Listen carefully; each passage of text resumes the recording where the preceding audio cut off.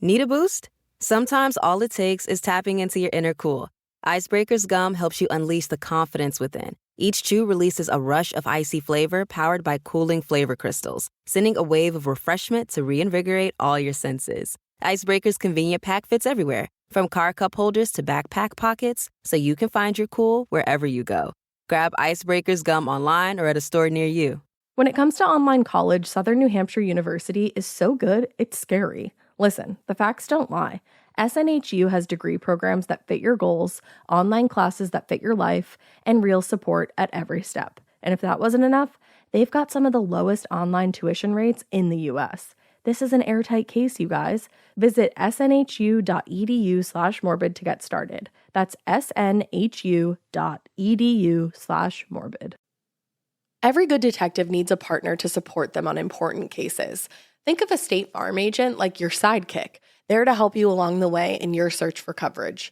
State Farm can help you choose the coverage you need, whether it's for your home, car, boat, or even RV.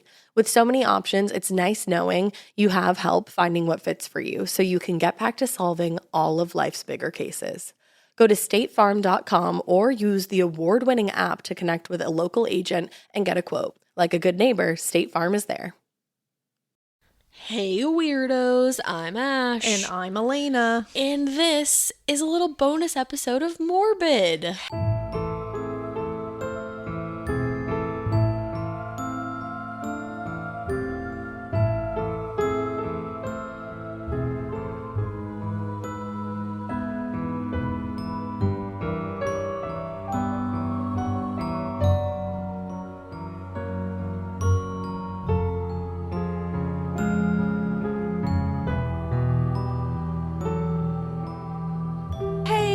Gonna be 3 this week because it's spooky season, girl.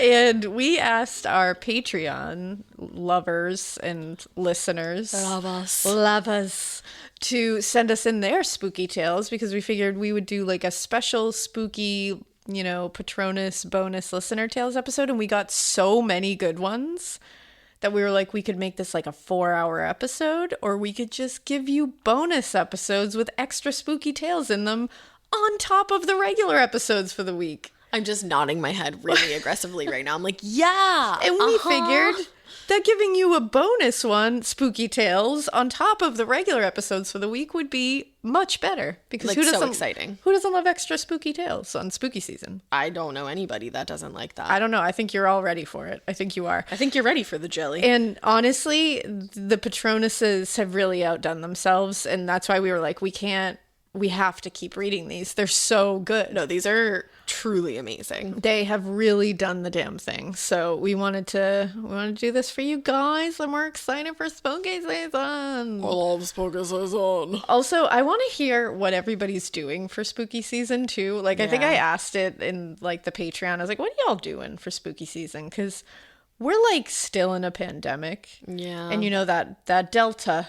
That Delta variant, she's just creeping around doing the damn thing.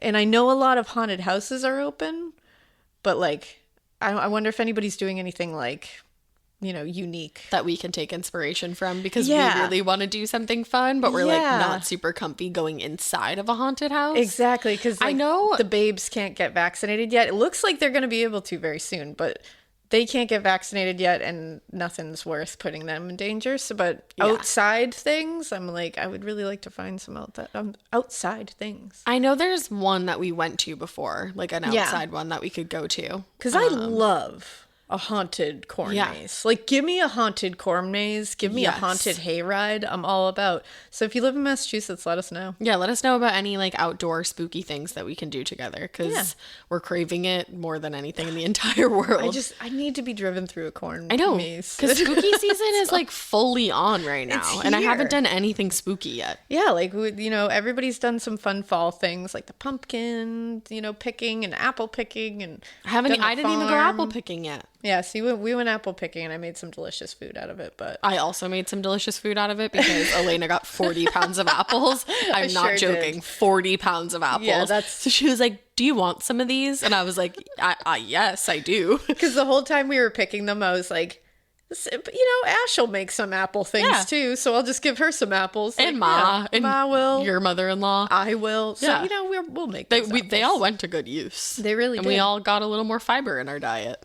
But hopefully we can do something, I love doing stuff with the kids. I just hope we can do some more like haunted things when the kids go to sleepy sleep. I know. Yeah, like more like adult haunted things. Yeah, so let us know what you're doing. And I'm just interested to see what you guys are doing. What's up? Because I just like you. What's the cool jams? What are you guys listening to? Gossip. Tell me everything. Oh, you girls keep me young. I love you so much. I think I messed that whole thing up, but it's fine. Okay. You made it your own. I did, yeah. You did. Not like a regular Ash. I'm a cool Ash. Do you want to go first, or would you like me to? I think you should. Okay. Should I start from the top? From the top. Should I start? Yeah. Did you get that or no? Yeah. You did?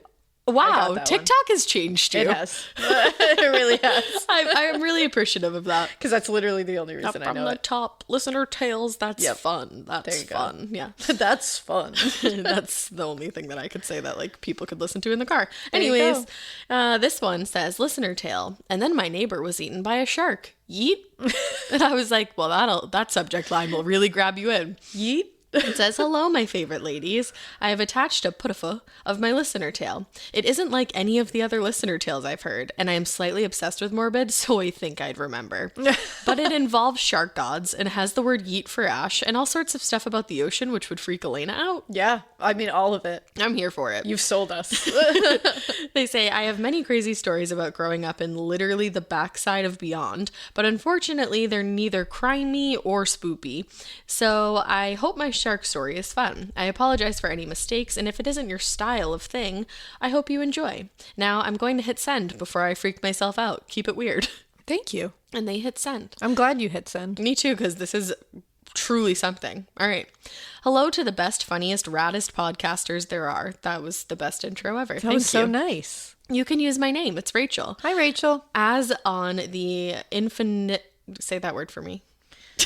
Infinitesimally tiny chance that someone from the small community where this takes place is listening, they'll be able to figure out who I am. I'd say small towns, y'all, but it's more like small islands, y'all. I like that. I discovered your podcast earlier in 2021 in a rather roundabout way. Late night stress scrolling on Instagram because teaching middle school in a pandemic, y'all. Oh, teach. I bow down. Yeah, for real. I bow down to you. Thank you. But that showed them a Stephanie Harlow video. We love Stephanie Harlow. We do. Which took me to YouTube. But I'm trying to cut down on screen time, so when I went to find her podcast, I ended up with yours instead.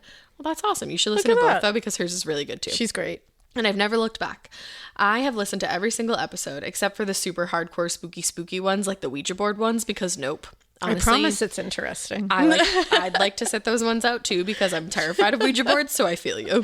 But you get some history. Oh, you do it. It's fun. You would like it. And if I can do it, anybody can. You can do it. When I'm getting ready in the morning or on the way to work on breaks, you get the idea. We've had over 2 months of lockdown this year, and it has gotten me through some serious loneliness and boredom. I even figured out Patreon just so I could support you. Aww. That's so nice. And feed my addiction through Patreon bonus episodes. That's amazing. Thank you so much. I said that like I was like surprised that she was a Patreon. I was like, oh, you're a Patreon too? Like this is literally a Patreon legit listener tale episode. What we're here for. But either way, thank you so much. You're the best.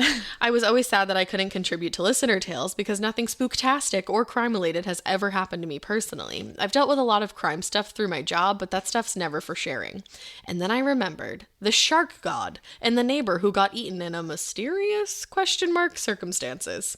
This story is extremely long because background information, but I won't say cut it because you never do. No way. Never. Hopefully I managed to make it entertaining. Entertaining despite the length. When I was a child, I lived in a remote part of Fiji. Oh, okay. Oh, all right. That rules. Casual. That rules. How I ended up there is a long story, and it doesn't involve anything podcast worthy. So suffice it to say that through circumstances, I ended up living in Fiji from when I was about 3 until I was 17, with a 2-year gap when we went back to Hawaii for my youngest brother to be born. I was born there too. Hey. This was in the early 1990s and the early 2000s. The part of Fiji where I lived is said to be home to the Dakawagna, the shark god. There was a very deep strait of water between 2 islands. We lived on one side of the strait, on the larger of the 2 islands, but literally so far from anything that it was an hour by boat to a road, and then a 6-hour bus ride from that road to the nearest town. Whoa! I'm stressed out just thinking about that. That's wild.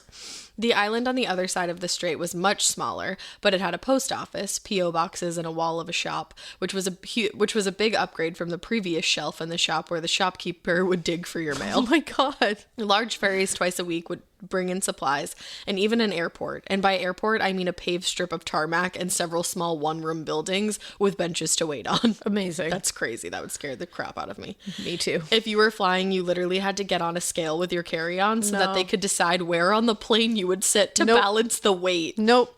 Never. Nope. The planes usually had 1 seat to the left and 2 to the right in each row and carried about 16 passengers. Nope. Those small planes. Nope. I am totally fine with flying. Like, I don't have any kind of fear about it. But those small planes, that's where my fear of flying, like, would happen. Yeah, see, I've realized that I am very, like, through you, I have, because I was never really into astrology before you existed. I just did like a little like, you're like, ding. yeah. But since I realize I'm an earth sign, and I realize how poignant that is to me, because you're on the earth. I like to leave the ground. ocean alone, and I like to leave the sky alone. Like, just keep me on the earth. Keep me on the ground. That is true. And I'm an air sign. Which I have like a makes deep a lot fear of of sense. flying and a deep fear of the ocean. I want to see really quickly. I'm a Sag. But I'm fascinated by the ocean. That's the thing with the ocean to me. I'm terrified of it, but I'm fascinated by it. Oh. Yeah, I could see that. Yeah.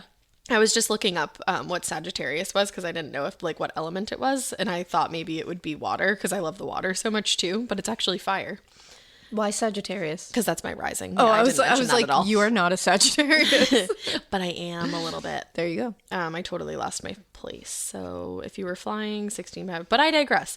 I just want to get across the idea of how small this place was. I remembered going to the capital once a year when they had paved roads and a McDonald's and a movie theater, and how overwhelming it all was.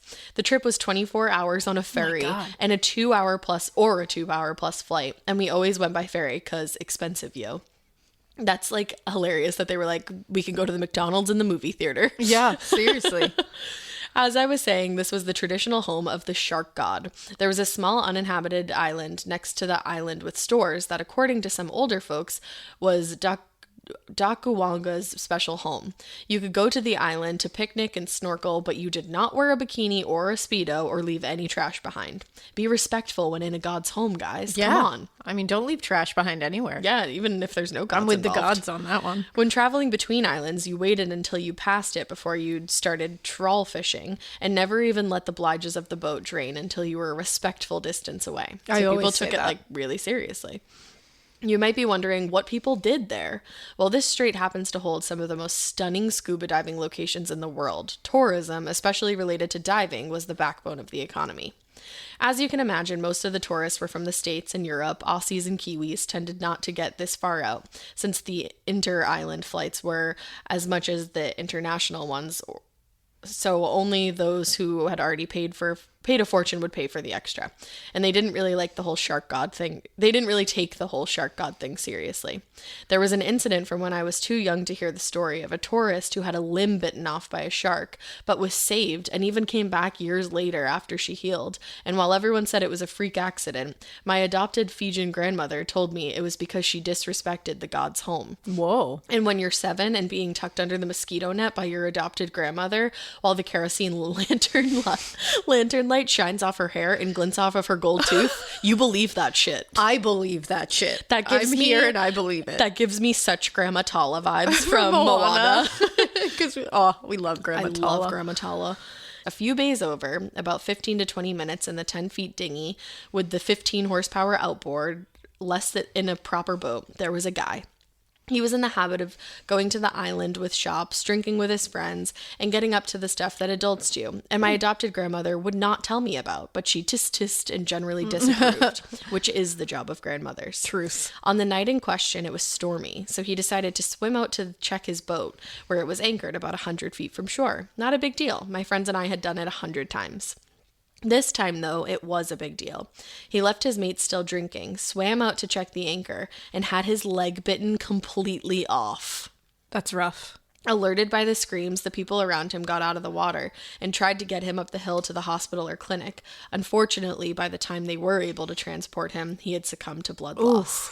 There was a lot of stuff happening around this time that many of the locals weren't happy with. Loss of traditions, changing attitudes of tourists, plus the usual, this new generation doesn't show respect. So just a tragic accident caused by alcohol and a shark, crazed by the dumping of animal offal in the seas by a new business, or one pissed off shark god who had had enough and took it out on a random swimmer on a dark and stormy night, you decide. I'm going with shark god. Me too. I bet you can guess what my adopted grandmother believed and insisted that I show extra respect every time we went through that bit of water. Hell yeah. I have to say that now in my 30s, I lean more towards a shark that had its natural habitat and lifestyle disrupted by humans, causing it to develop a taste for land creatures.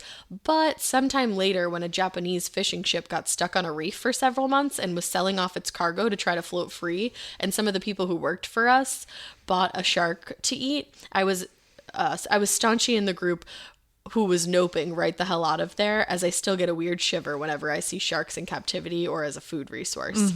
I hope you enjoyed this rambling tale from my childhood, and keep it weird, but not so weird that as a community you piss off a shark god and he eats a poor drunk man who just wants to make sure that his boat doesn't float away. Wow.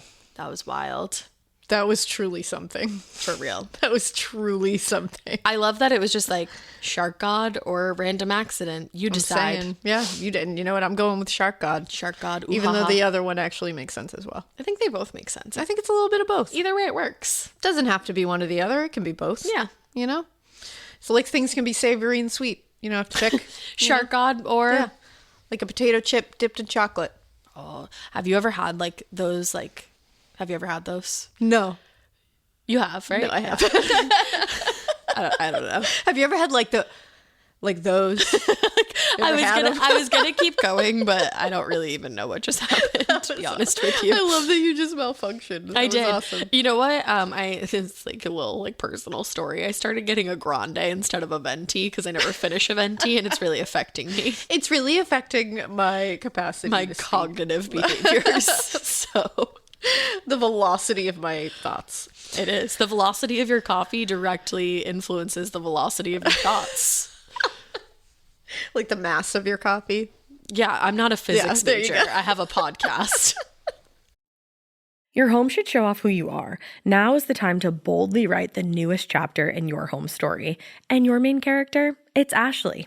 Ashley has styles that balance timeless appeal and modern trends to bring your personal look home. Yes, these are well-crafted and affordable pieces with eye-catching design, but they're also built to stand up to real life. With features like stain-resistant performance fabric, options that are incredibly durable, easy to clean, and stain-resistant with machine-washable covers. Plus, Ashley provides fast, reliable, white-glove delivery right to your room of choice, so you can style your space without any stress.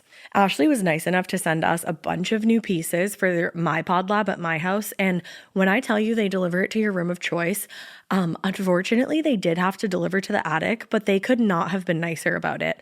I got, or was gifted, I should say, the Revion Lake sofa and love seat. It's in this olive colored velvety fabric. It's so nice. I will say it is so freaking easy to clean because if you know me, you know that I have a white cat and a black cat and then a multicolored cat. The white cat loves to just roll all up on this furniture and leave his hair everywhere, but it's so easy to vacuum.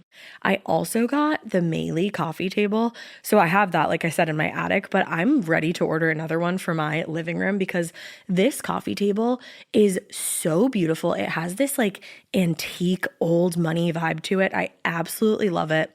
And then finally, I got 3 actually of the core stone end tables. They have little shelves in them so you can dress them up and, kind of personalize them to your style. I highly, highly recommend all of the pieces that I got. And I just recommend Ashley in general. It was such an easy process to shop with them, and the delivery, all of that from start to finish. It was awesome. Visit your local Ashley store or head to ashley.com to find your style. Getting paid twice a month doesn't mean money is scarce. It just feels that way. That feeling makes you do weird stuff, like putting things on a card you didn't need to. Earnin removes that feeling. With Earnin, you can access up to $150 per day of money you've already earned, plus up to $1,000 between paychecks. Standard transfers take 1 to 2 business days with no mandatory fees, and expedited transfers start at $3.99 and cap at $5.99. 5 million people are already on it, and honestly, it's wild it didn't exist sooner. Download Earnin on the App Store or Google Play, spelled like earning money without the G. Type in Morbid under podcast when you sign up. It'll really help the show. Earnin is a financial technology company, not a bank. Access limits are based on your earnings and risk factors. Standard cash outs take 1 to 2 business days with no mandatory fees. Expedited transfers available for a fee. Tips are voluntary and don't affect the service. Available in select states. Terms and restrictions apply. Visit earnin.com for full details. Oh, I love it. All right. So the next one, speaking of coffees, this has nothing to do with coffee. I was like, speaking of coffees, this one's called A Disappearing Country Psycho Killer. It would have been funny if you said a disappearing coffee serial killer. There you go. But it's country serial killer. Country. Hey, weirdos. Here's my true campfire spooky tale about the night my cousins, myself, and our babysitter were almost slaughtered. Great. You can use my name, and I've attached a double-space Putifa because life. I hope you like it. Nick. Thanks, Nick. I also love she forgot to add it in, and then she goes, because it was like, here's the Putifa, and then she goes, just kidding, thanks Mercury retrograde, here is the Putifa. You know what, we're all in that with you. Oh, all right, we're all in this seriously. together. Maybe that's what just happened to my brain. I think it is. Yeah. All right, hey Ash and Alaina. Hey, I'm going to apologize ahead of time for the 27 different tangents this single doc may hold, but I truly have so many tales to tell that my brain becomes all squirrely and I can't control it. I feel that. Whoa. We both feel that. Like all of your other avid listeners, I am a huge fan. Thank you. Thanks. Thank you for always saying exactly what I'm thinking about the many evil, rotten tuna fish stuffed ball sacks that have inhabited the earth. Tuna fish stuffed You are ball welcome. sacks. I'm screaming. I gotta use that. I like that. If you ever really form a true crime task force, I really want to. May I please offer my super suspicious, never trust anyone, Gemini rising mind in assistance because you are my people. Hell yes. You're on the team. Anyway, hi. My name is Nicole. You can use my name. Hi, Nicole. Hi, Nicole. I'm a mama bear to 4 beautiful humans. Hell yeah. A Boston suburb-based hairstylist. Same. Hell yeah. Former ghost.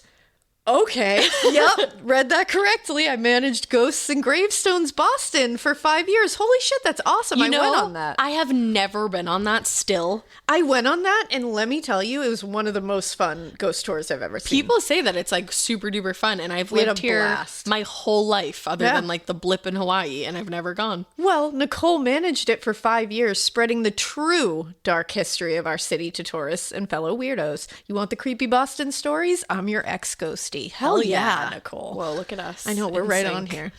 I am a former religious cult member. You're really... What a life. You are killing it, dude. Wait until the next sentence. I was I was at an impressionable age. There were celebrities involved. I got to travel a decent amount. I had a fucked up childhood that left me longing for a stable family. You can pick the reason. It happened, and I always win 2 truths and a lie. The fact that she's like, yeah, celebrities were involved. Yeah, I'm like, what? And I just love that she's like, and I always win 2 truths and a lie. You know what? That's how you know Yeah. that your childhood was like a little rocky. When you can win that game. Hell yeah. With like your eyes closed. Yup. I come from a history of intuitive women who experience crazy shit. Same. A woman died in my house while I was living there. Not It was a duplex. Her head was facing the complete opposite way. Whoa. Just Whoa. gonna casually drop that, Whoa. Nicole. Her backwards headed, straggly haired spirit haunted my house until we moved. Holy shit. Isn't that crazy? She probably still does, but I was 9, and it's a story for another day. Please send that story. I always love when people will say write the craziest Like, fucking send that sentence story. I've ever read, and they're like, but that's for another day. I'm like, no, it's not. It's for today. I'm looking at my watch. I'm like, what day? I got time. What day is that other day? Let me write it on my calendar. I'll I'll pencil that in. I'm on a need-to-know basis. Okay, weirdos, welcome to my brain. Hold on to your butts. I grew up both a city mouse and a country mouse. My parents divorced when I was young, and I went to school outside of Boston, but spent summers in the real country in southern Illinois until my dad tried to kidnap me and bring me to Vegas. But again, another story for another time. Nicole. I love how casual you are. This is the best. My dad and his side of the family lived there. My aunts and uncles are farmers. My grandparents ran a country tavern. There were only gravel roads, cornfields everywhere, and all the cute, cuddly animals a girl could ever want. Sounds lovely. Yeah, it does. I usually was with my grandparents or cousins because my dad was, well, not ready to be a dad. He had a lot of issues, was kind of a pathological liar, hid having other kids from me, whoa. And one extra special time when my grandpa mixed up his meds, my grandpa tried to kill him in front of me to, quote, give us all some peace and so I could see my daddy for what he really is. But I was 7 at the time and just wanted to go rescue the motherfucking barn cats in peace. Wow. What of time? You weren't kidding when you said tangents. These are, wow. And wasn't kidding when you Wow. win 2 truths and a lie. I can see You how. win all of it. Enough word vomit. Let's get to the good stuff. Holy shit. What is the good stuff? One hot country night, I was sleeping over at my cousin's house. My dad was God knows where, and there was some big party at the tavern that my grandparents owned. This was honestly the only bar within 25 miles, so it was kind of a big deal.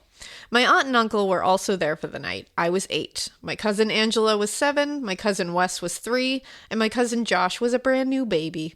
I need to explain the house. It would have been my dream house had I not almost been a victim of a country massacre. You know, that little thing. Just that. That'll ruin it for you. My uncle was one of the biggest farmers in southern Illinois. He had a beautiful old white farmhouse on a large plot of land. I'm talking acres and acres as far as the eye can see. That must be awesome. Yeah, right? Of course, there was an enormous barn and no neighbors for miles. Not awesome. It reminds me of the house in Scream, like in the first scene. Yep. The main floor layout was a kitchen and dining room combo, which led to a playroom and then the living room. In the living room, there was a door behind the couch, which when opened, led to beautiful stairs that wrapped up and around to a hall. The first door on the right was my cousin Angela's bedroom. Then at the end of the hall was a door, and to the left of that was another door. The one at the very end belonged to my aunt and uncle. The door to the left was the boys' room/nursery, and those 2 end rooms also connected inside the rooms. I never knew why the couch blocked the only door up to the bedrooms. In my head, this house was huge, but maybe it just wasn't as big, actually. My aunt had hired a 13-year-old girl named Kirsty to babysit us. She spent the whole time talking on the phone to her boyfriend and definitely told us to go to bed way earlier than we wanted to. My cousin and I were obviously not sleeping. It was so hot, and we were staring out her window trying to catch a breeze.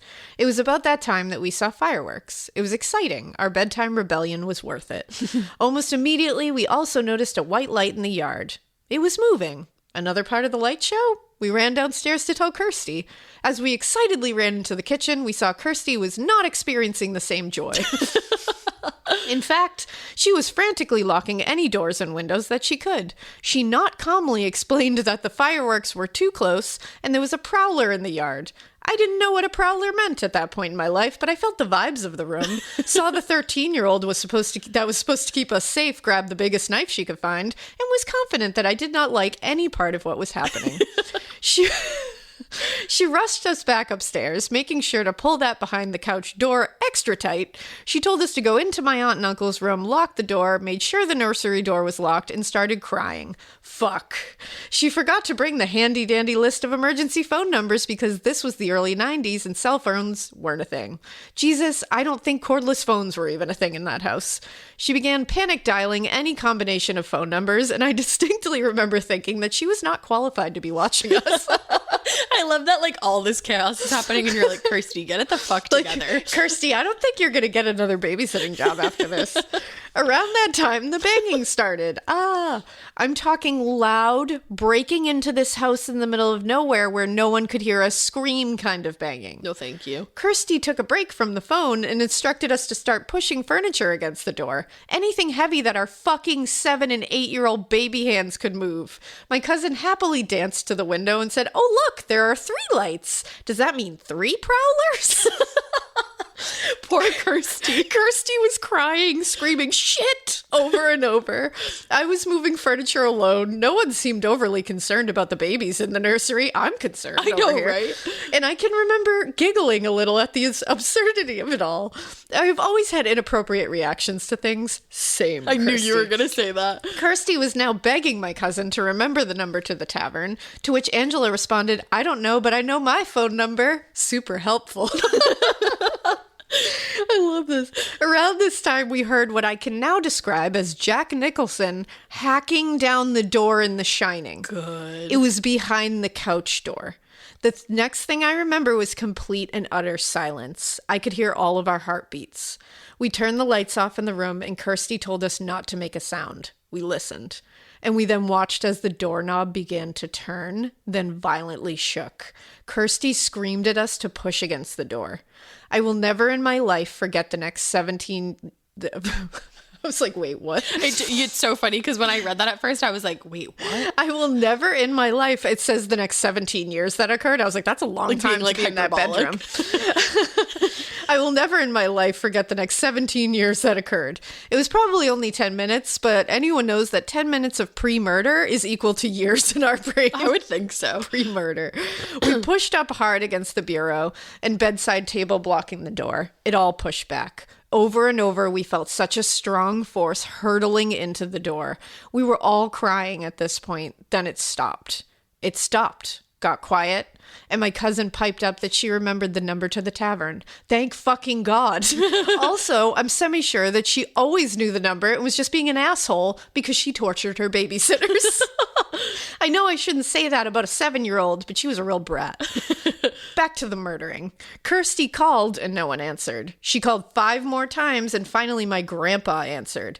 I don't know if she made any sense at all, but that saint of a man said he was on his way. That's when the banging started again. Only this time it was different.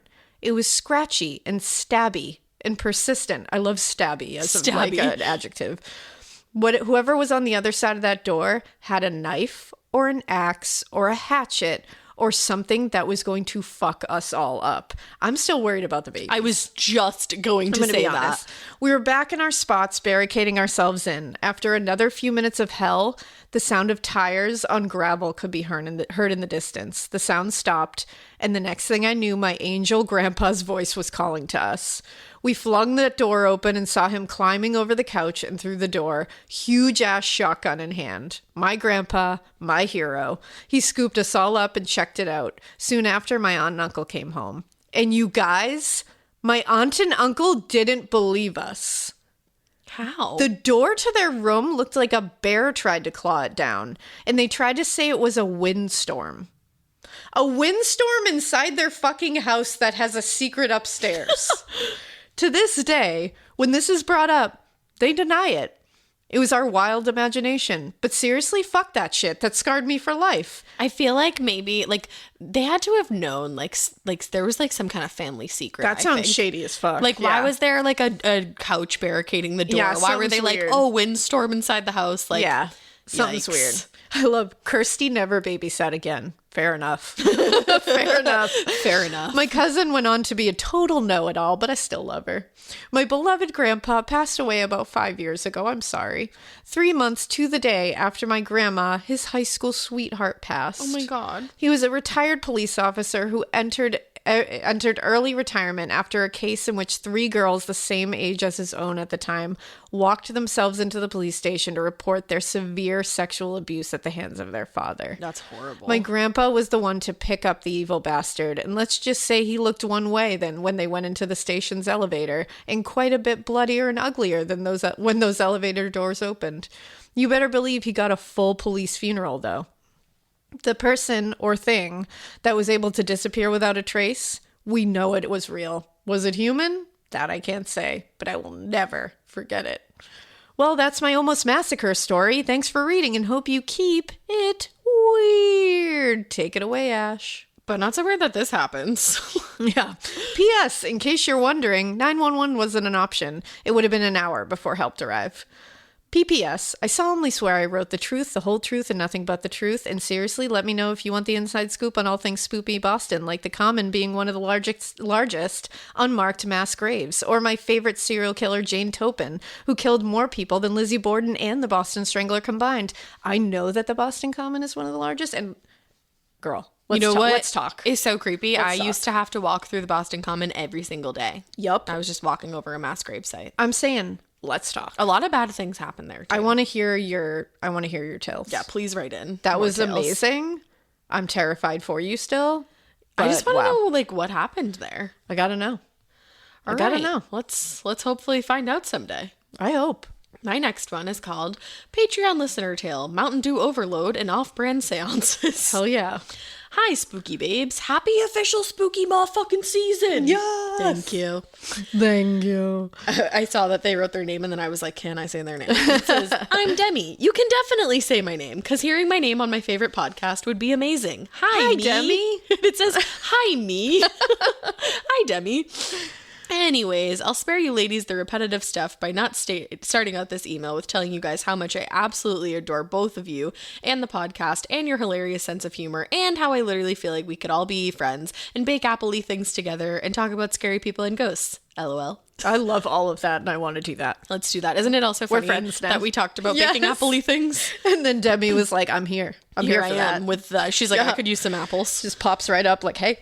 Anyway, here's my story. When I was about 14, I had a friend who lived in a house that was very old. Her whole family and family friends had always claimed they'd seen or felt something out of the ordinary. And let me tell you, being alone in her basement was spine-chilling.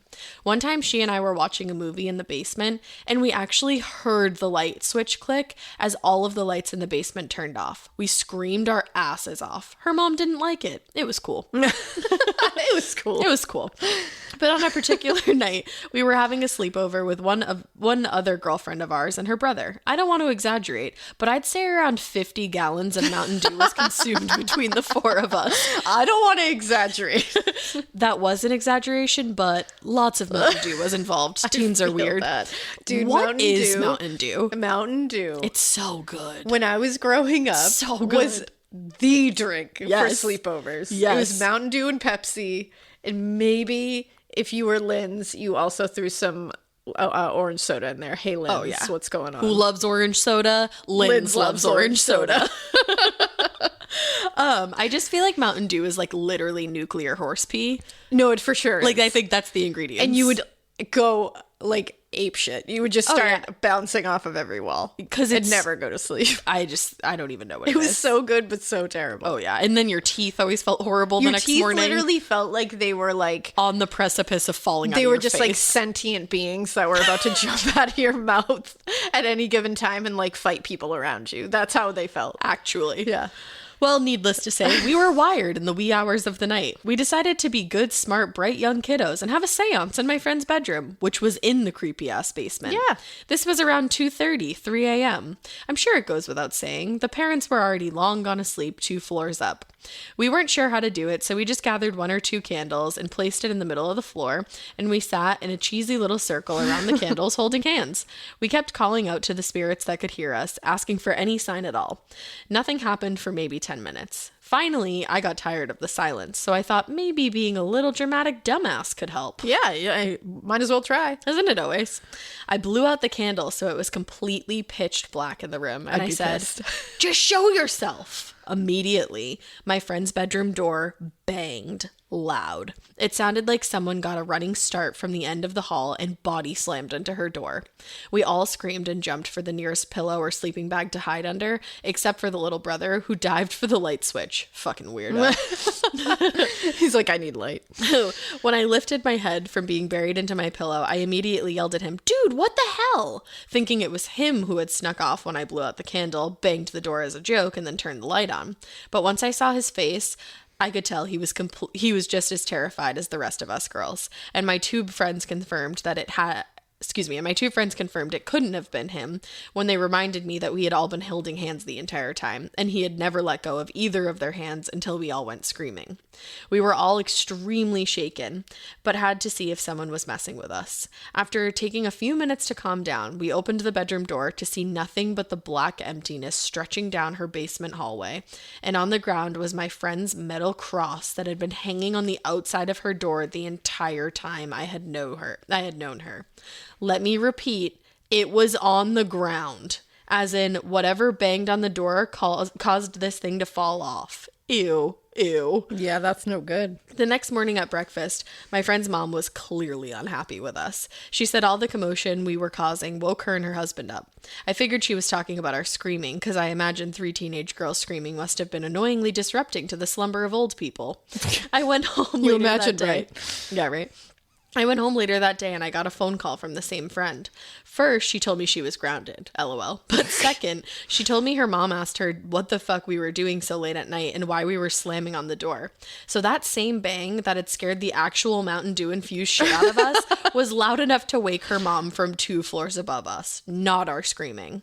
So there you go. I wish I could tell you more scary stuff that happened at that house, but this one particular occurrence is definitely the most memorable, and I honestly don't think I'll ever forget it. I got chills just rewriting it all. Hope you guys enjoyed. Happy Halloween season, you guys. I love you, and keep up the amazing work. Wow.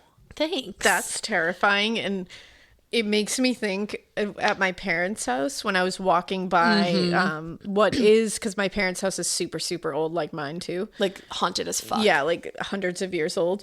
And the master bedroom in that house, like the old master bedroom, they like added on to it, but the original master bedroom is definitely the most haunted in that house.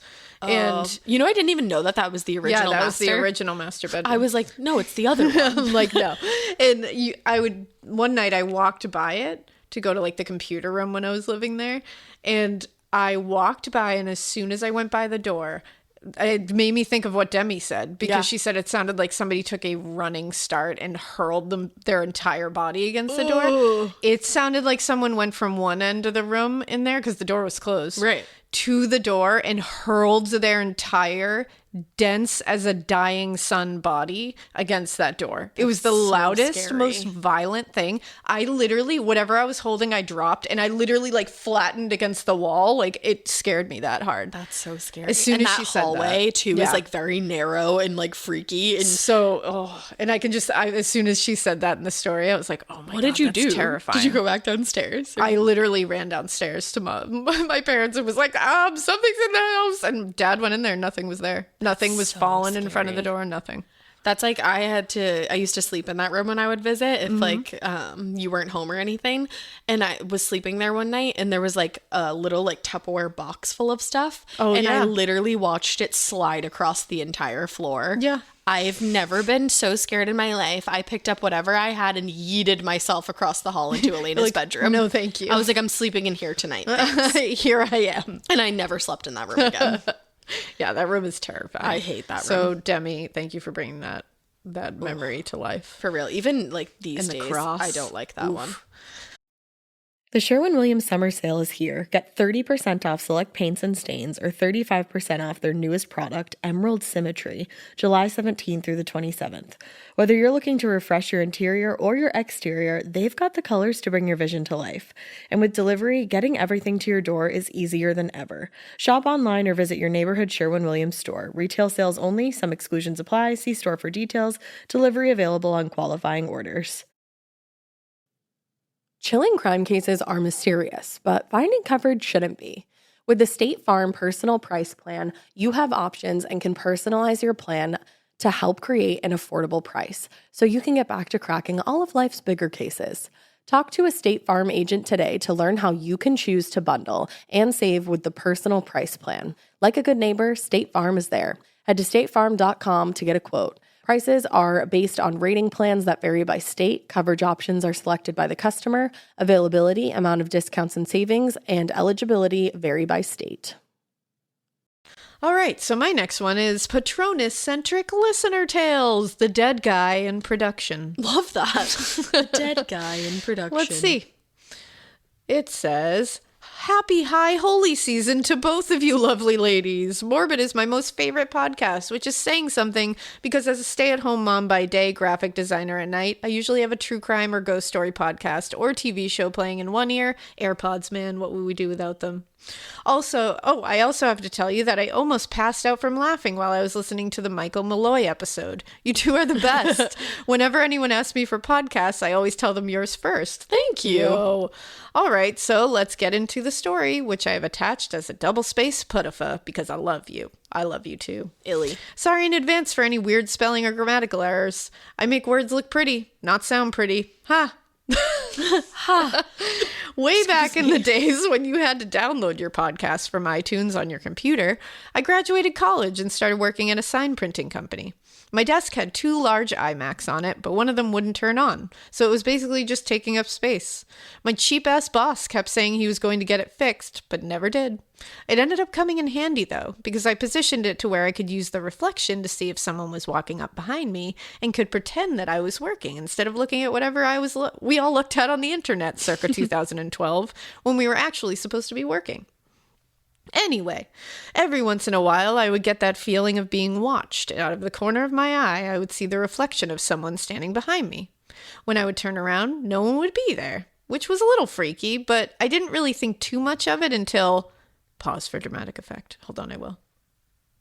One night, when I was working really late to get a project done, the lights in the shop behind me were turned off, and it was unusually quiet, because none of the printers or vinyl cutters were running. Since I was the only one there, I wasn't wearing my headphones.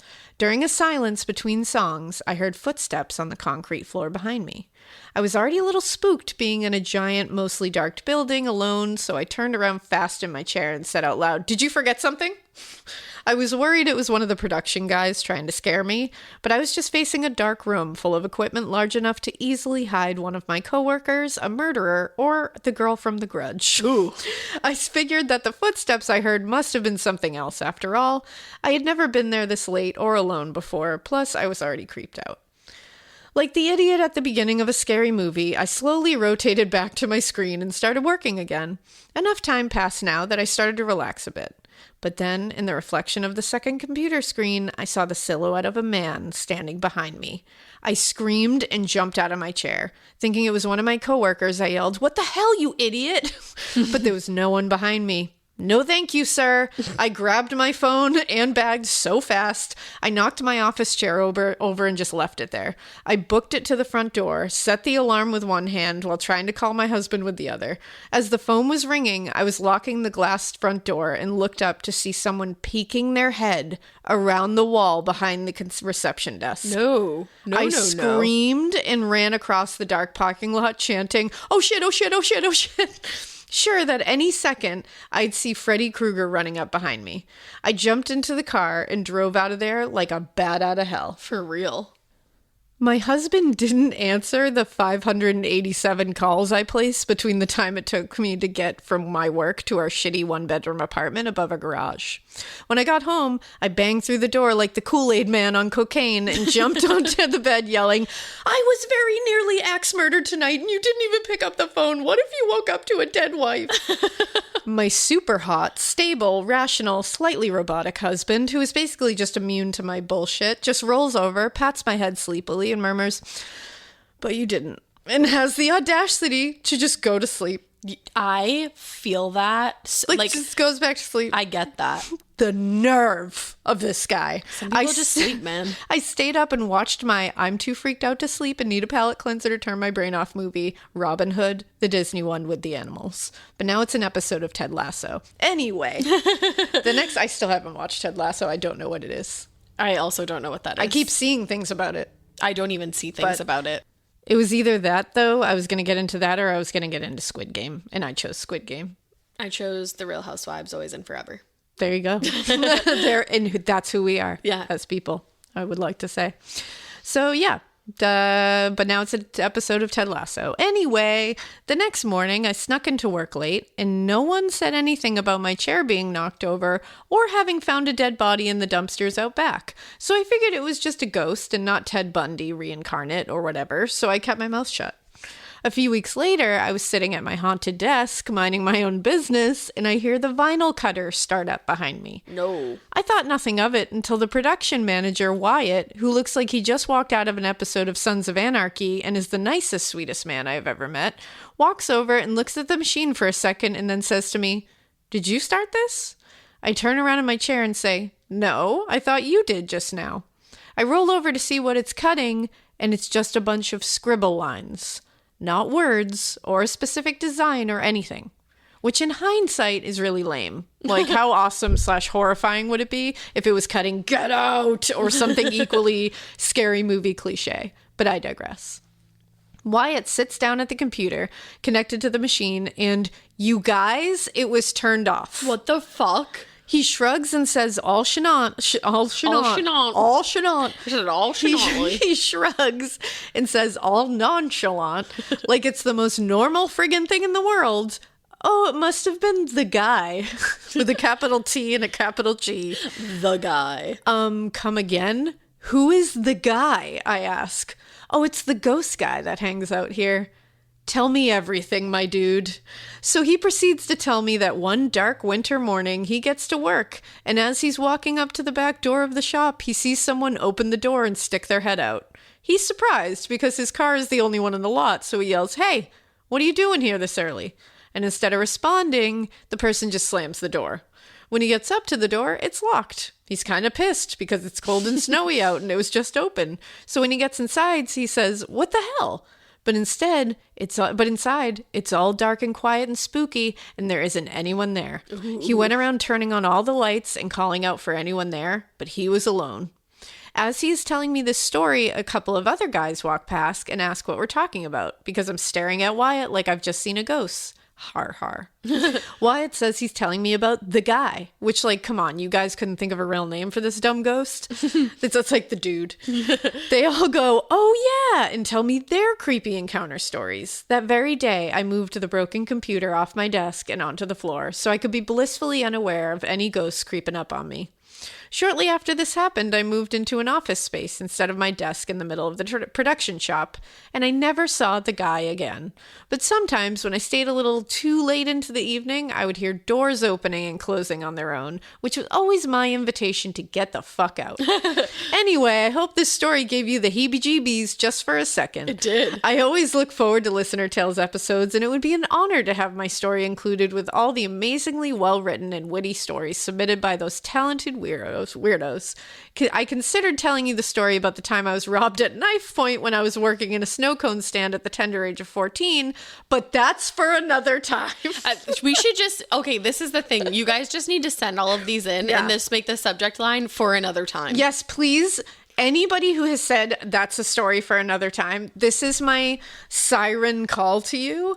Please send in that story and put the title "For Another Time." Yep, so that we know. please. And we are going to do a Listener Tales episode that is just for another time. Stories that were left for another time, because that time is now. The time has come, The time has come. Bring it in.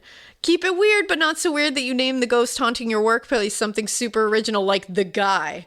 XO, Danielle. Yes, you can say my name. Thanks, Danielle. Say my name. Wow. Danielle, I'm glad you're alive to tell that story. Me too. Because that sounded really scary, and I was worried that it was a prowler. For real. From the last episode. Or from the last story. Oh my God, right? Oh, no thank you.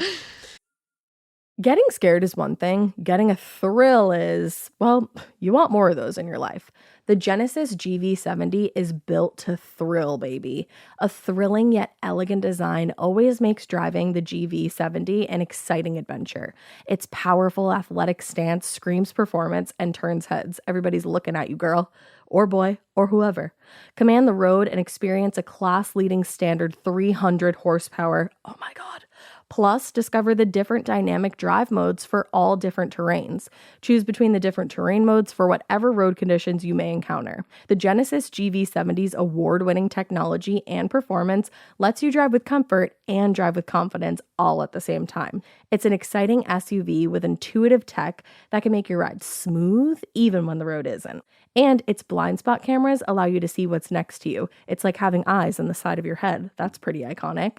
Its performance, by the way, is measured not only in power, but in how it makes you feel confident, sexy. the Genesis GV70. Learn more at genesis.com and feel the GV70. Okay, let's be honest. I feel like when we were all like really first starting our periods, we all had that moment where we bled through our jeans or something like that, and it always happened at school or at a sleepover somewhere really embarrassing. Periods always come with enough surprises, right? So nobody wants a pad that stinks. And honestly, women have been expected to just deal with that for way too long.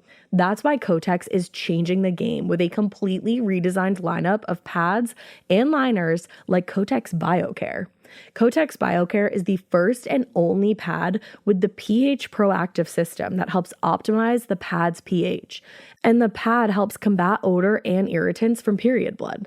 Listen, we take care of our faces with 12-step routines, but we're just going to ignore our downstairs mix-up? Absolutely not. Kotex BioCare gets it, and I love that. Check out Kotex.com for more details on the new launch of Kotex BioCare, available in regular, heavy, overnight, and daily liners. Every flow covered. Now available at retailers nationwide.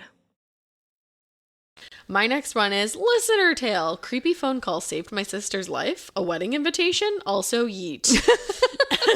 Also yeet. Hey ladies, here is my quick but spoopy story. I hope you enjoy it, as well as unsolicited pictures of my cats. I just can't help myself, and I feel like everybody needs to see their cuteness. Amazing. With Weirdo Love, Kimberly. Yes. I'm literally obsessed with your cats, so thank you. Oh my god, I love how he's just sitting there. Is that a Slytherin tattoo you have? Yeah. That's badass. Wow, that is badass. Did they mention anything about that? I don't think so. No. All right. No. On to the tale. Hello, you lovely ladies. First, I have to say how much I love your podcast. My friend turned me onto it only 1 month ago, and I have already binged all of your episodes and became a Patreon. Wow. Shout out to Emma. You the best. Both of you are incredible. I also got several of my coworkers to listen, and now we are all obsessed and frequently discuss cases throughout the day. Yes. Not the most appropriate work conversation, but nobody said anything so far. You're fine. Everything's fine. I will try not to go on and on, but my brain is often in a jumbled mess. Thank you, narcolepsy.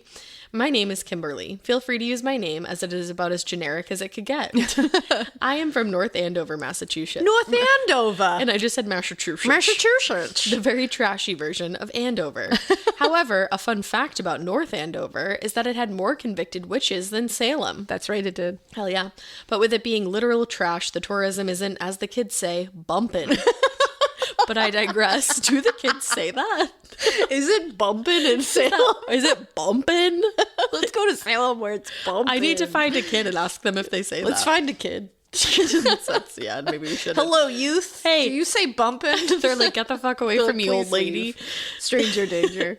This story is rather short, but in my opinion, it is guaranteed to give you full body chills. Those are my favorite kind. I still get them when I think about it, even though I first heard about this years ago.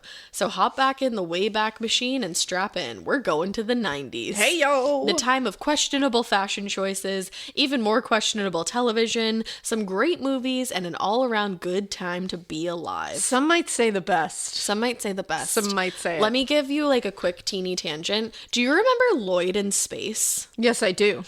Yeah, I saw this TikTok and it was like, let me unleash a memory for you. I do remember I that. forgot that Lloyd in Space existed. That's wild. And I watched the whole intro and I was like, I literally watched that so many love times. when somebody will just unlock a memory like that. It's like, truly outrageous. Never have I ever thought about it since I last saw it until today.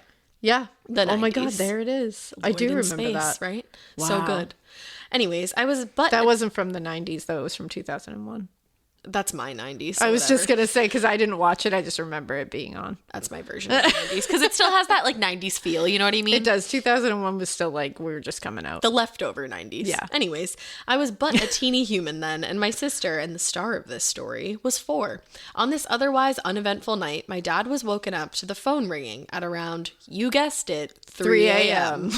Now you have to understand that, just like my hermity self, my dad never answers the phone. Mine either. Are you us? Especially when the caller ID is unknown, no. as it was that night. But for some reason, this night was different, and maybe due to the late hour of the call or his bewilderment of being woken up so suddenly, he got out of bed and picked up the phone. Now firmly hold on to your butts. Holding. After saying, "Hello, who is this?" all he heard on the other side was a deep, slow laughing. And the laughing didn't stop, as if the person didn't need to breathe. Nope. But whenever my dad would say something, asking again who this was, why they were calling this late, the laughing would get louder and pick up pace. No. My dad does not believe in anything my does not believe in anything supernatural dad swears this wasn't a recording. That the changes in its volume and pace were too perfectly in sync with anything he said. I hate this. Yeah, this is I really hate it. After a minute or so, my dad decided to hang up, frustrated and thinking it was a stupid prank. But as soon as the phone was off, he said he had a cold chill ran down his spine, leaving an overwhelming sense of dread in its wake. Ooh. So instead of going back to bed, he decided he should check on us. Oh, that's such a parent thing, because that'll happen to me if I have a bad dream and I wake up and sometimes you come out of a bad dream and you're like, you still feel panicked. Feel really gross and like really like upset dreadful. by it. And I will get up and I will go in every single of the girls' rooms. Yeah, because you never just know. check on them. I'm like, I don't know what this feeling is. Yeah. Like, I believe in signs and it's like gut feelings. Yeah, it's like robotic. I just get up and do it. Yeah. Like there's no way I could just go right back to sleep. That makes sense. Out of all his 5 children and the different rooms he could have gone to, he went straight to my sister's bed. When he got to her bed, he noticed she was not sleeping peacefully as expected, because she was always a good sleeper.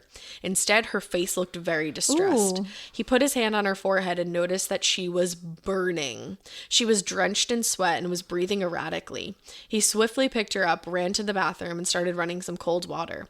While he waited for the bath to fill up, he took her temperature. It was just under 106 degrees.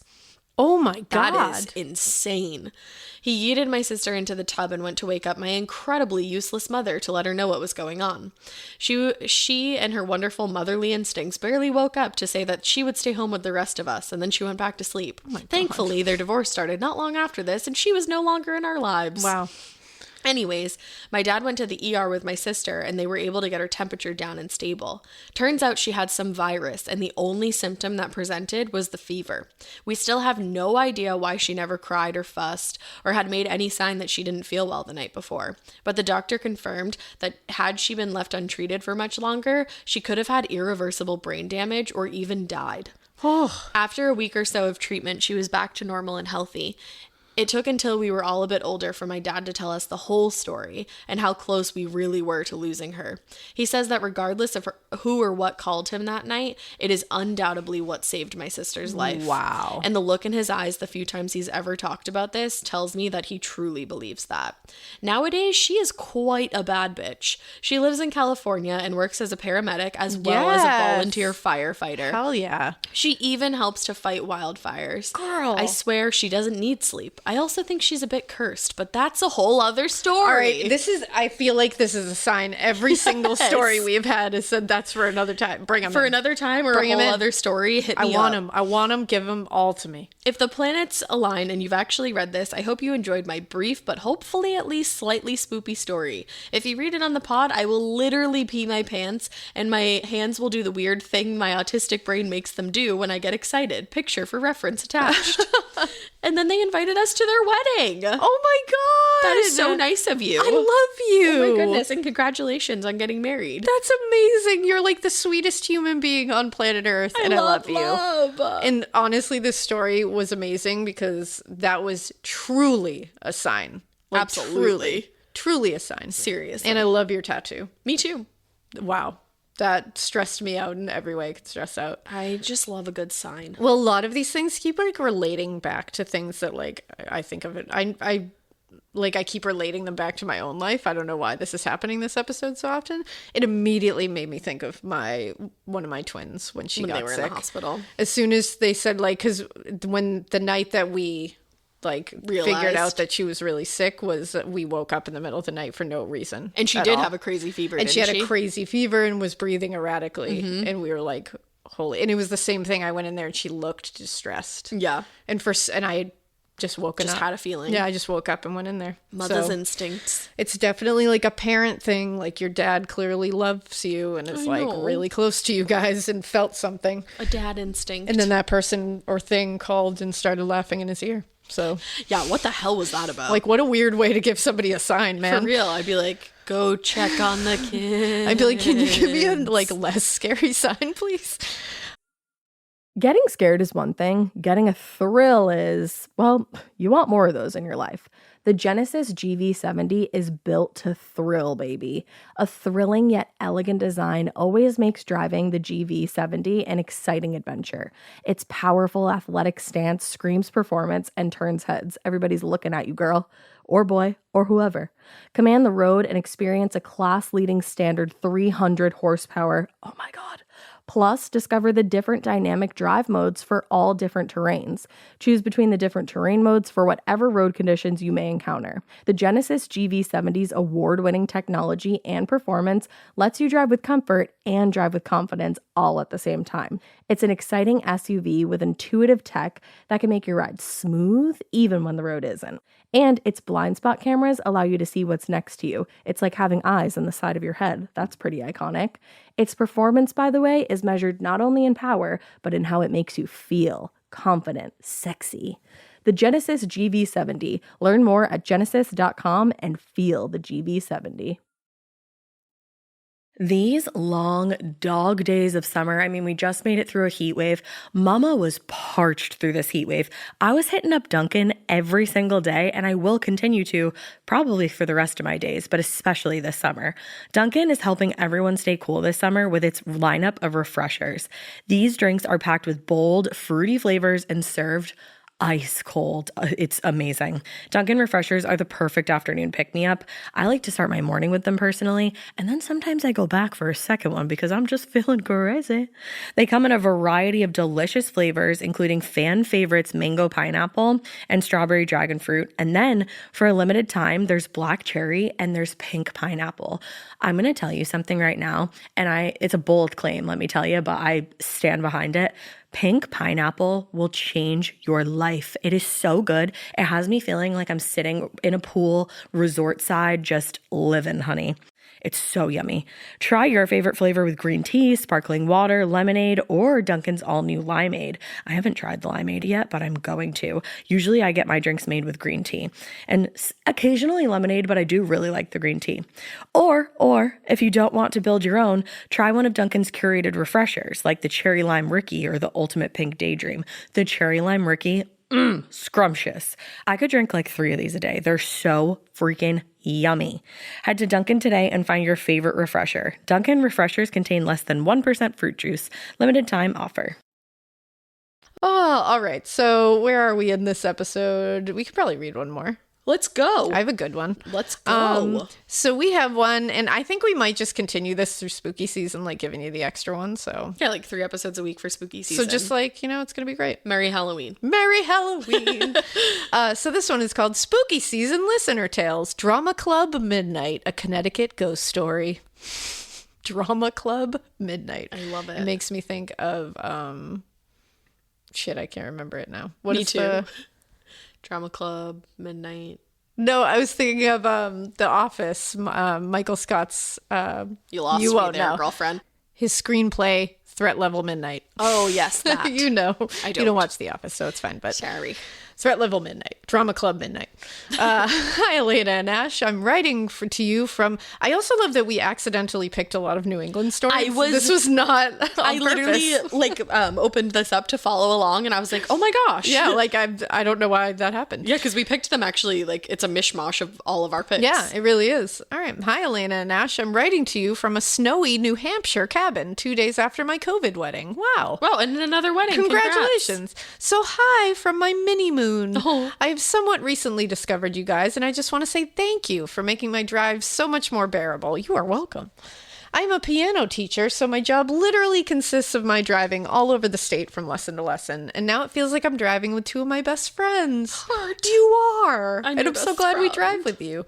I have quite the story to share with you, and regardless of whether it gets read on your show or not, though I hope it does. It does. It does. Spoiler alert. It feels so therapeutic for me to finally write it down. What I am about to tell you might seem crazy, like I made it all up. Sometimes I wish I did, but everything I am about to tell you is 100% the truth. Feel free to use my name. Hi, I'm Carrie. Hi, Carrie. But I'm changing the name of the place because I think technically we were trespassing. Oops. So here goes. I was in college at the time and had come home for the weekend to see my best friend, Isaiah, pronounced like Isaiah. Thank you for that. So it's Isaiah.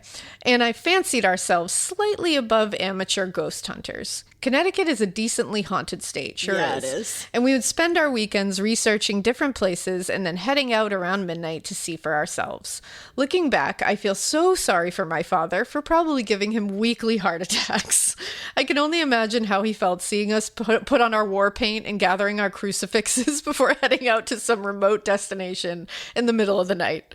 Most college kids came home for a decent meal. I came home for mischief and adventure. I love you.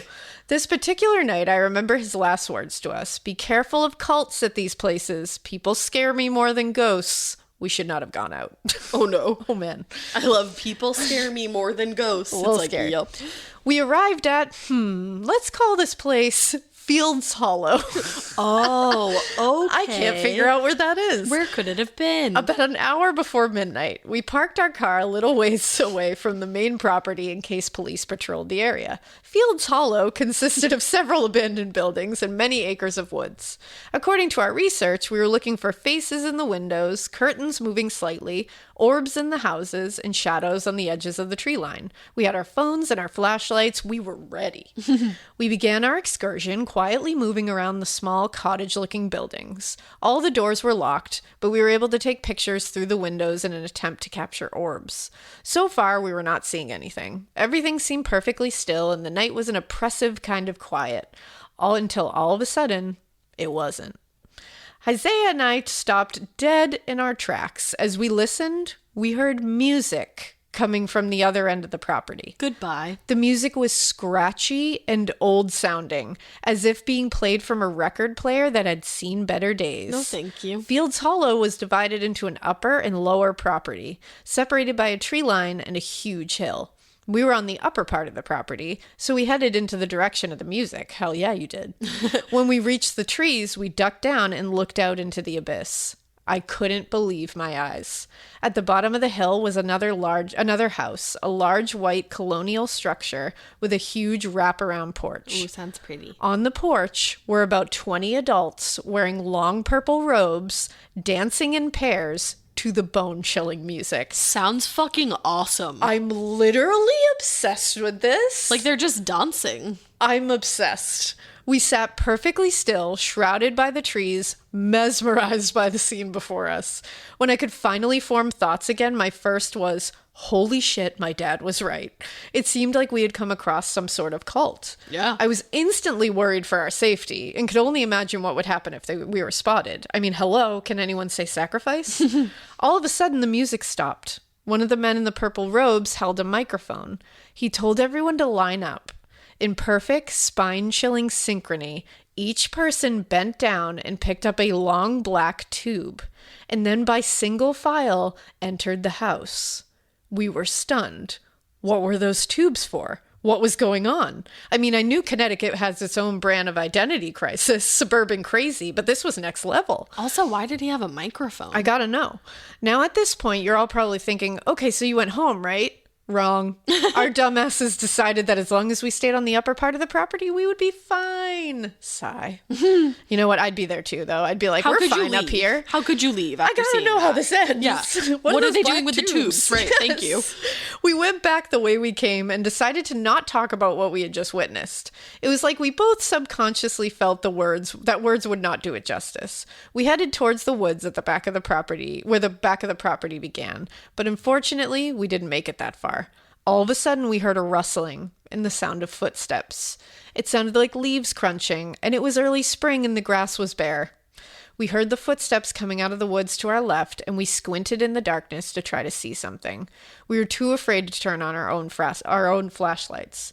Out of nowhere, and from the right, not the left, we saw a man coming towards us. The footsteps sounded like they were all around us now, but it was clearly just one person coming towards us from the woods. He was walking in a jerky motion and unfortunately reminded me of the way Samara walked out of the well in The Ring. No, thank you. It seemed like time unnaturally sped up, and in an instant, he was right in front of us. He was stocky with dark hair and eyes that seemed not to be able to focus on us. I've never felt anything like I felt in that moment before. It was an oppressively dark feeling, like a heavy evil burning my skin, an urgent and primal fear squeezing my heart. My legs were glued in place. I couldn't get them to move, not even slightly. It felt like the air was frozen in my lungs. The only thing I could do was think to myself, this is it. This is where I die. Whew. When the man spoke, he spoke in an otherworldly, quivering voice that echoed the scratchiness of the music we had heard only moments before. His eyes seemed to look behind us as he said, "You girls part of the acting crew?" And then came the laughter. Not from him, but from us. Nothing about this was funny. The sense of doom and fear was still suffocating, but for some reason, my friend and I began to laugh at the same time. And we just kept laughing. We physically couldn't stop ourselves. The man seemed not to notice our strange reaction at all and continued speaking. "If you're not, then the park is closed." And then in an instant, our laughter stopped. Still not making eye contact, the man began to walk past us in those same jerky, inhuman movements that brought him to us in the first place. My body was still frozen as he moved past us, and when I could finally move my body again, I turned my head and saw that he was already quite a distance away from us in another unnatural progression of time. What the fuck? Isaiah and I looked at each other and again couldn't speak, just started to walk in the other direction away from where that strange being had gone. What acting crew practices in an abandoned park at midnight? What play involves long purple robes and black tubing? None. Absolutely none. That was no acting crew. Now you're probably thinking, okay, you girls definitely went home after that. I'm so sorry. We walked around the property a little longer in silence, almost like we had to walk off a bad dream. When we reached the first building, we took one last picture each, and then finally headed back to the car. I turned on the ignition and we sat there, Isaiah looking through the pictures as I sat staring out the front of the car. Finally, Isaiah spoke. "You need to see this," she said. I took the phone. The pictures were all normal, boring even, except the last two, the ones we took after our strange encounter. The picture of Isaiah was completely in focus, except she was a complete blur. Ooh. The picture of me had red and blue lines of light swirling above me. I started to drive. I had finally had enough. As we drove back down the dirt road that had led us to Fields Hollow, another dark feeling came over me. The CD we were listening to turned to static, and the car started jerking side to side, with no effort of mine being able to gain control again of the steering wheel. Isaiah started screaming, and I was finally able to put the car in neutral, then to park, and then I turned the car off. We sat there crying and praying the Hail Mary. I am not a religious person, but I am sure all my years in Catholic school had prepared me for this moment. After we prayed, I turned the key in the ignition. The CD came back on. I was able to control the car, and we drove the heck out of there. Ooh. I couldn't face going back home and seeing my dad, so we decided to sleep at Isaiah's. We were scared silent, and when we finally got to her room, we put on an episode of Sex and the City to try to get our minds off of what happened. That is the best. That's exactly what you need to do. I remember as my eyes were finally closing, seeing her phone slide across the shelf by the TV and onto the floor. I woke the next morning. I wish I could tell you the story ends here. I apologize for its length, no need to. But it needs to be told in its entirety, if not for any other reason than to stand as a warning to those who meddle with things they shouldn't. I went back to college. I attended ECSU, a state college in the north of Connecticut. When I got back, I told my roommates and my boyfriend at the time, Jimmy, all about what had happened. My roommates laughed it off as another crazy Carrie tale, but Jimmy seemed to be more affected by it. That night, we slept in my dorm, not his, in an already too small stereotypical dorm-sized bed. Sometimes the heat would make noises at night, but the dorm was recently built. Only 2 years old, actually, and the noises we were hearing were not normal. It sounded like something was banging on the walls of my room. Oh, okay. Yeah, I tried to ignore it, but my heart started... You gotta stop ignoring things. I started to ignore it, but my heart started beating faster as I saw the blinds begin to sway, especially because my window was closed. No, thank you. I kept telling myself there was a rational explanation for it. Jimmy and I were both science majors, I get that. And he didn't seem to be too bothered by it, or was at least not expressing otherwise to me. I continued to lie there with my eyes closed when I felt something at the foot of the bed. It felt like something was crawling towards us. No. Slowly but surely. Then the feeling stopped and I heard my name whispered. Carrie. Ugh. I opened my eyes and looked at Jimmy. What? I asked him. He turned to me and said, I didn't fucking say that. We jumped out of bed and started hyperventilating. What the actual fuck was going on? Did something follow me back from my so-called adventure that weekend past? Jimmy said he was going back to his dorm to sleep, but I told him I wouldn't go. I know. What? What was I thinking? I can't explain it. I felt like I needed to stay and just deal with it. He begged me, but I continued to refuse, and he left. Girl, you are wild and out here. You are. I sat in our living room on the couch. I was too scared to even cry. This was personal. It said my name. What was I going to do? I don't know. Get out. I sat there hugging my legs to my chest until morning, and finally I realized what I had to do. I got in my car and drove the 2 hours back home. My dad is super religious and has told me in the past he knew priests who had performed exorcisms. I told him what was going on and he didn't yell at me like I thought he might. His expression was grave and he handed me a book off the shelf. It was all about how to perform exorcisms. I then went to my mom's. My mom was a scientist and I knew she had test tubes. This was how my terrified brain was functioning at the time. It made sense to me, I swear. I took one from her supplies and drove to the church of my old school. When no one was looking, I dipped the test tube and filled it with the holy water you used to bless yourself when you entered and left service. I felt like some sort of weird criminal stealing holy water from a church. Is that against the rules? I don't know. I drove 2 hours back to my school, opened the book, and found the section where you can exorcise a room. I performed the ritual, sprinkled some of the holy water around my bed, and put the cap back on and placed my test tube in the desk drawer in case I needed to repeat the ritual. But it seemed to have worked. After that, I didn't have another issue. Another haunting, another dark feeling overwhelming every part of my being. I felt like I could breathe again. I had won. Months and months went by, and the academic year was ending, and I was cleaning out my room for the summer. As I was emptying out my desk, I came across that test tube of holy water. I had completely forgotten about it. I picked it up and my heart skipped a beat. The holy water, once perfectly clear and godlike, had turned a murky shade of brown. Ew. The cap had a copper-like rust covering it. The cap was plastic, not metal, so there was no real explanation for this, not a scientific one at least. I knew in my heart that I had trapped whatever followed me back to college in this tube. So I opened it. What the fuck? Why would you open, like, at this point, you're literally just asking for this shit. Just kidding. I'm not that crazy. I literally didn't even get to that page yet because it's like a page separator. I was like, are you fucking kidding me? Like, what are you doing? I was She like, said, come on, Carrie. no, I totally threw it in the trash and that was that. Oh my goodness. The end of my own personal haunting brought about by a self-induced venture into the unknown. I vowed to never mess with the paranormal again and fear that it would only decide to mess right back. For real. I like to think that the dark spirit and I are even now. It scared the shit out of me and now gets to spend eternity in a landfill. But there are still so many unanswered questions. What was that group of people dancing in purple robes doing at an abandoned place at midnight? What were those black tubes? That's what I want to know. Was that man alive or something else? And lastly, why would I ever want to keep it so weird that I didn't listen to my dad and messed up something that messed back and then it followed me to college and I literally stole holy water in a test tube and performed an exorcism in my dorm room? Man, who said college was for studying? Oh my God, that was Thanks amazing. for reading this, guys, and I hope you enjoyed it. We did. Love, always and always, Carrie. Oh, Carrie. Carrie. It also What just a way occurred to me end. that you were watching Sex and the City and your name is Carrie. Your name is Carrie. Lol. Ah, that was a great way to end it. That was spoopy. That was truly amazing. That was real spoopy. I loved that. Guys, you killed it again.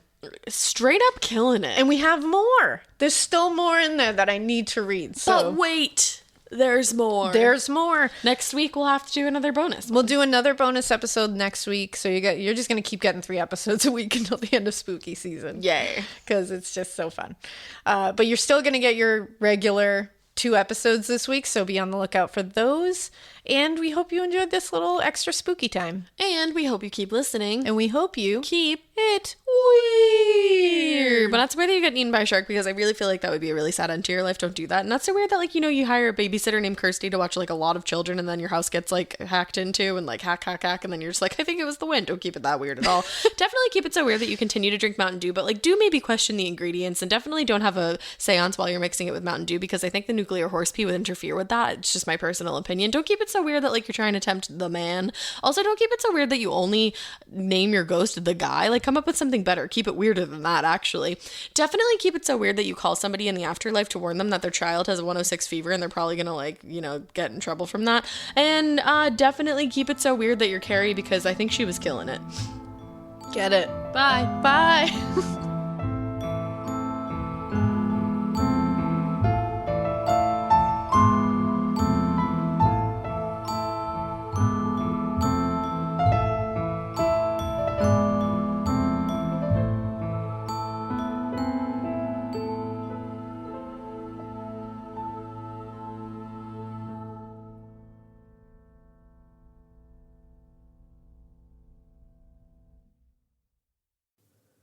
You know that feeling when you come home late from work and those puppy dog eyes just pierce right through your soul? Or when you're packing for a trip and your cat refuses to leave your suitcase? Yeah, we've all been there. Pet parent guilt is real. And you know what? It's completely normal.